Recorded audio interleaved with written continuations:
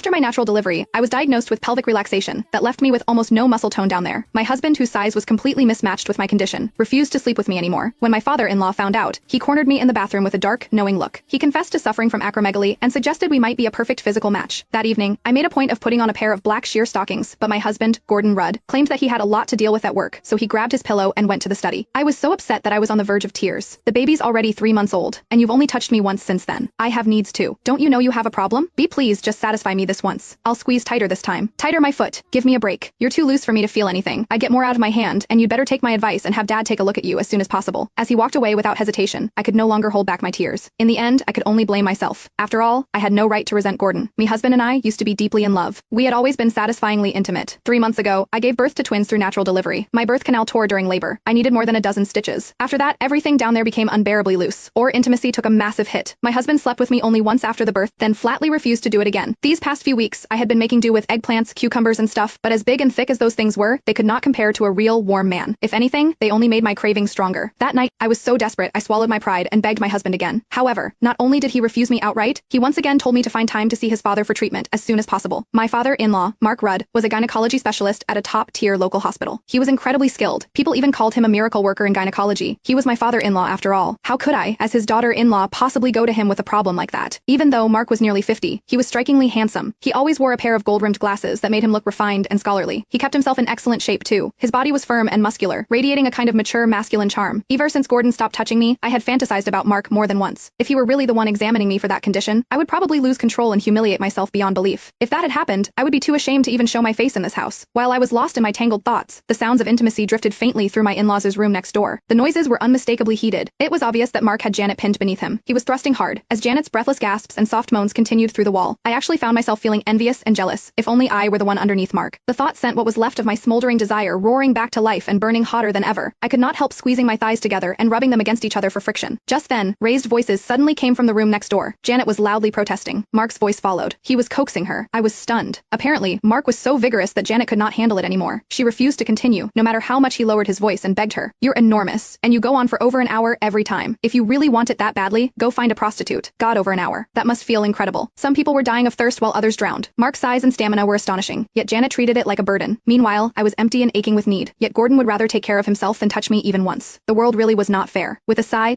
I climbed out of bed and padded miserably to the guest bathroom in the living room. Standing in front of the mirror, I looked at myself. My skin was fair and smooth. I had a body with curves that turned heads. Anyone who saw me would call me a beauty. Yet, despite my perfect appearance, my husband paid no attention. I was left to rely on myself. I stood in front of the mirror, lifted one leg, and bit my lip. I started pleasuring myself. When Janet had suggested that Mark find a prostitute,